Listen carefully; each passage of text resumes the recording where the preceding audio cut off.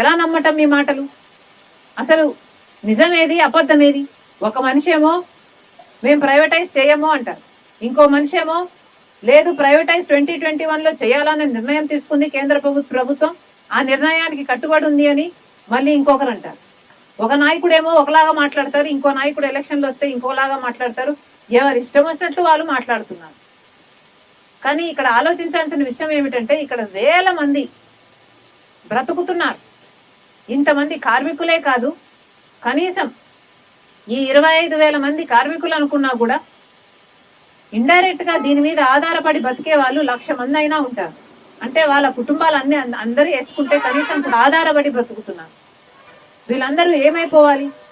అసలు ఇంతమంది ఇటీవల కాలంలో 6 నెలల్లోనే కేవలం 6 నెలల్లోనే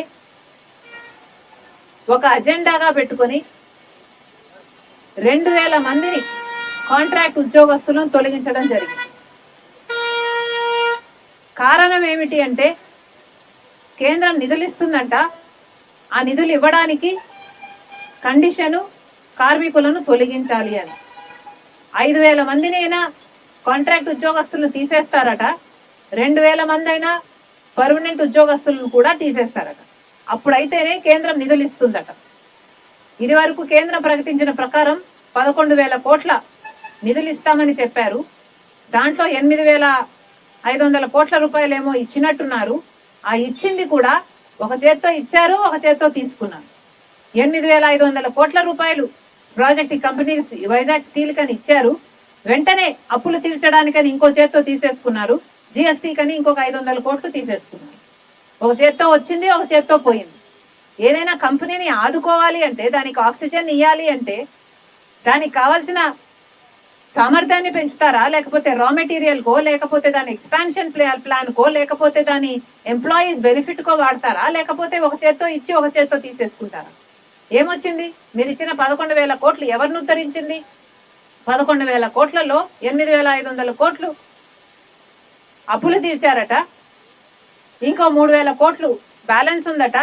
దానికి కండిషన్లు పెట్టారట, ఇంతమంది ఎంప్లాయీస్ ని తీసేస్తేనే ఆ 3,500 కోట్లు ఇస్తారట. అది ఇచ్చిన డబ్బు కూడా దేనికి పోతుంది? మళ్ళీ అప్పులకే పోతుంది. అసలు అప్పులు ఎందుకయ్యా ఈ ప్రాజెక్ట్కి? ఇది లాస్ మేకింగ్ కంపెనీ కాదు. నిజానికి అప్పులైంది దీని ఎక్స్పాన్షన్ కోసము, దీని ఇన్ఫ్రాస్ట్రక్చర్ కోసం అప్పులైతే ఆ అప్పులు తీర్చడానికి ఇప్పుడు మళ్ళీ వీళ్ళ సాకులే చెప్తున్నారు. అసలు ఇది పబ్లిక్ సెక్టర్ యూనిట్ అయినప్పుడు ఈ పబ్లిక్ సెక్టర్ యూనిట్ కావాల్సిన ఎక్స్పాన్షన్ అయినా, ఈ పబ్లిక్ సెక్టర్ యూనిట్ కావాల్సిన ఇన్ఫ్రాస్ట్రక్చర్ అయినా నిజానికి పెట్టాల్సింది ప్రభుత్వమే. అది పెట్టకపోతే వీళ్ళు అప్పులు చేశారు. ఆ అప్పులు తీర్చడానికి ఇప్పుడు మళ్ళీ గ్రాంట్లు వాడుకుంటున్నారు. మరి ఈ కంపెనీకి మిగిలింది ఏమిటి? ఈ ప్రాజెక్టుకు వచ్చింది ఏమిటి? ఈ ఎంప్లాయీస్కి ఒరిగింది ఏమిటి? పాలకులు ఆలోచన చేయాలి. నిర్దాక్షిణ్యంగా ఈరోజు ఇంతమందిని 2,000 మందిని గత 6 నెలల్లో 2,000 మందిని తొలగించడం జరిగింది. ఇది చాలా చాలా అన్యాయమని కాంగ్రెస్